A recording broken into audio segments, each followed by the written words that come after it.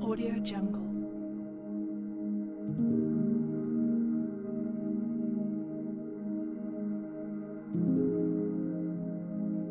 Audio Jungle.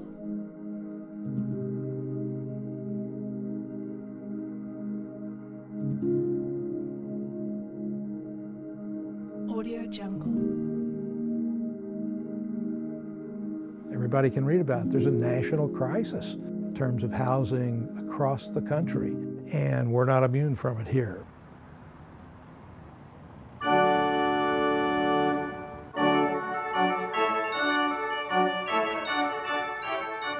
Bozeman used to just buy a bus ticket and put people on the bus to Butte or Billings or Missoula. And we kind of acted like we didn't have a housing issue or a homeless issue.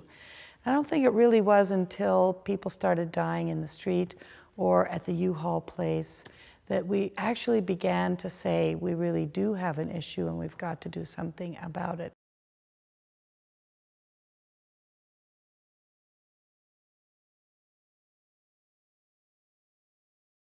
When I first started working with HRDC, homeless programs in our community had a long way to go.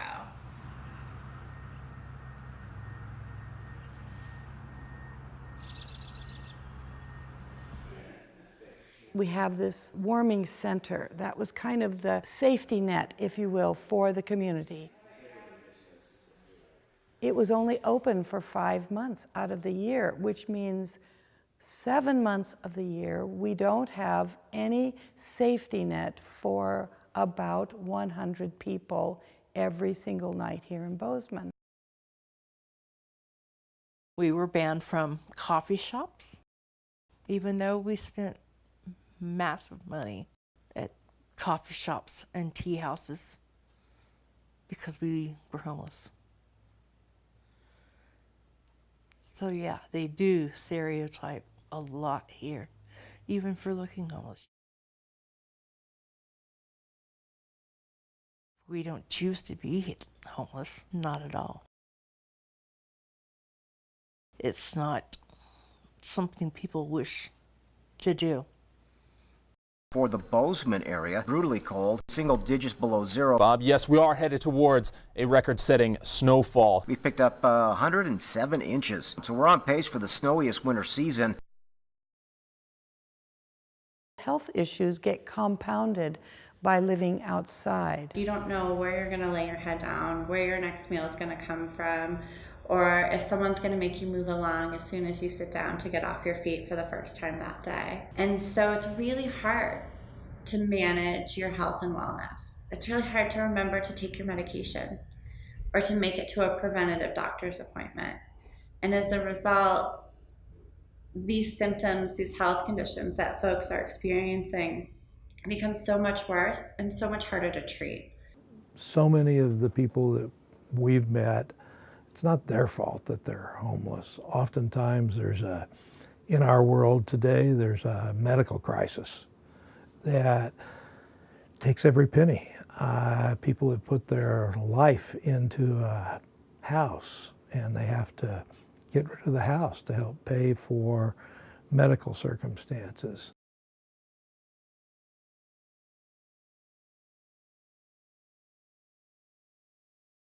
My last truck driving job, because a pallet fell on me. I've had to have both my shoulders rebuilt. I've got a compressed spine and sciatica, and pain is a daily thing for me. So I just readjust and try to live with it.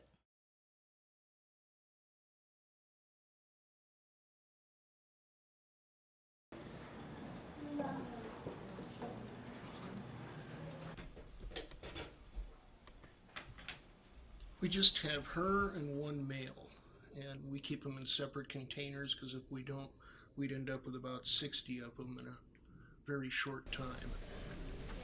It's very crowded living conditions in there right now, so that's why it looks the way it does. You got this great big ham right here, and that's Lakota. Lakota the Hissing Cockroach Boy.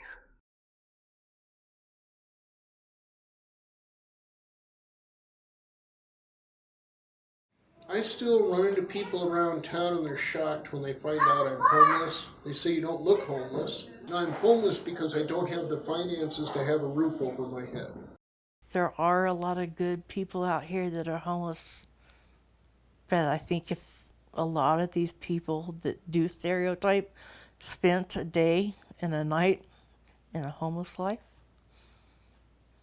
they would see it's not something we choose. Something that's forced upon us pretty much because of the lack of housing. Even my apartment I used to live in was a little teeny tiny thing. And it was a studio apartment and I was struggling just to pay rent there.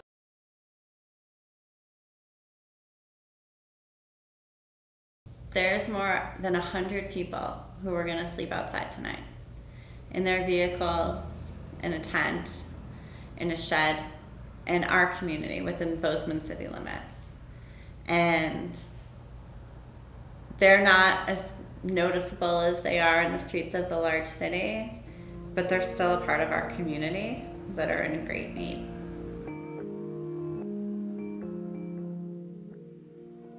For those who make Bozeman their home, this group of chronically homeless people, those people, they live here in Bozeman, they've lived here in Bozeman for over a year, and for 7 months of the year they live on the street or in a little lean-to that they dismantle.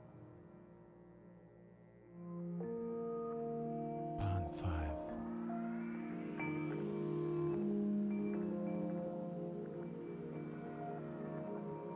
So, we at HRDC have been looking at creative solutions to homelessness for a while. And I think recognizing that within the limitations of our current services, that there were big gaps, and trying to figure out how we could do something different, how to do something more creative. And what did that look like? So I met Connie Campbell-Pearson at City Hall, the planning department.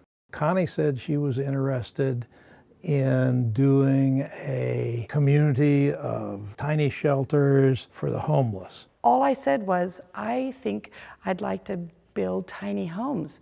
And he said, well, I have some graduate students who would love to do that.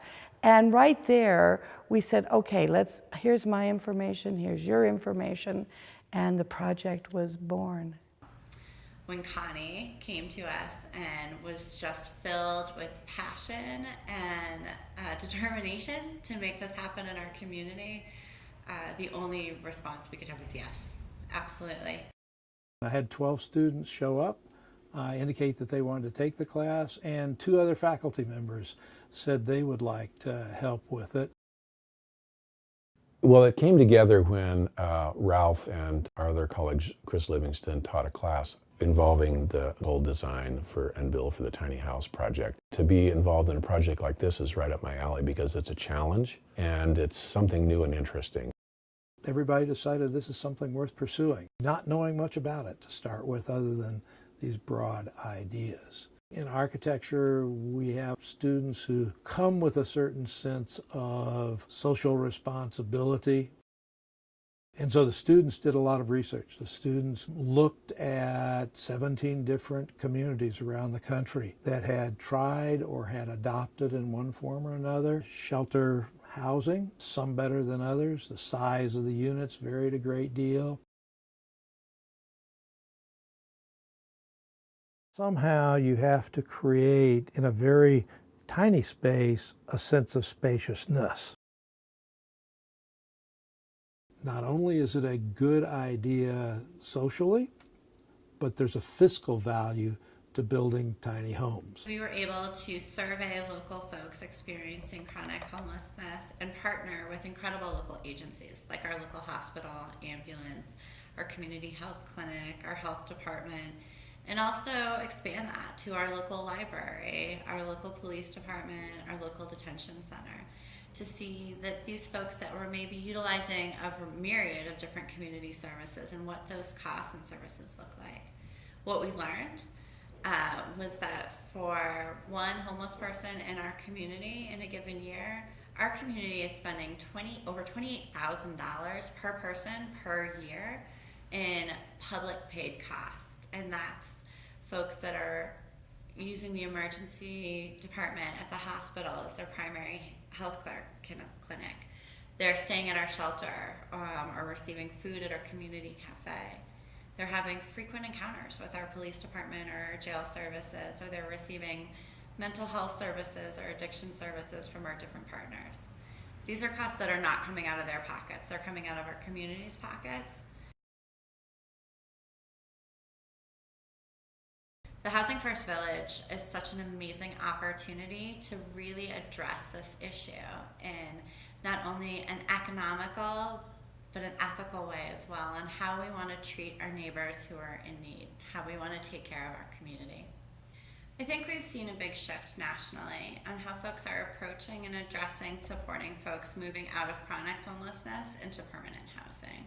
It is, to a certain extent, if you look at national production or national information on this, the idea of housing first has emerged as a strategy for combating many of the social and health related problems associated with being homeless.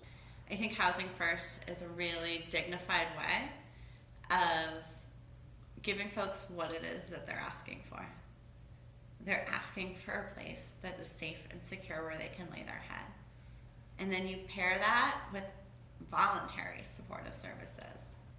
Nobody goes home and checks my fridge to make sure there's not a glass of wine in there before I'm allowed or deserve to have a home. And so why were we making this part of our population jump through these hoops that we weren't asking for others just because they happened to be in a situation where they didn't have secure housing?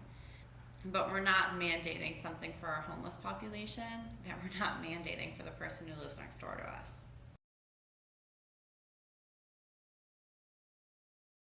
I've had a lot of success. Back in 2015 when I started, I was a client here. I was in a wheelchair at the time. I went from here being a guest to transitional housing, July of 2017. And I worked hard. A lot of hours working and meeting and helping families and single women with the overflow during the winter last year. So now I've increased that and doing better. I'm out of my wheelchair and I'm in permanent housing finally as of the 23rd of January this year. Some of the elderly people here have an even harder time finding a place. They're just the right size for singles, you know.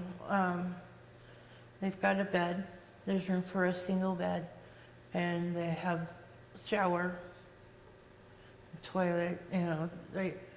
It's like a studio, or more should I say, the size of a camper or travel trailer, but it's theirs.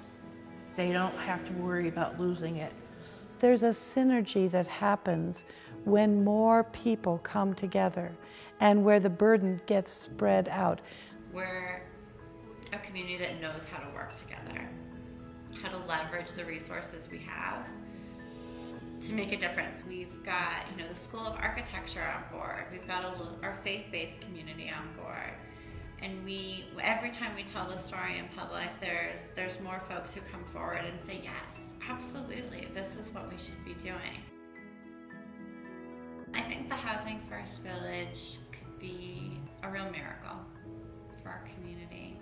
I think there are so many folks that we see at the Warming Center that feel hopeless right now about their ability to live independently and successfully in our community. And I think the Housing First Village is going to give them hope that there is an opportunity and a pathway out of homelessness for even those who feel like they're in the most dire straits.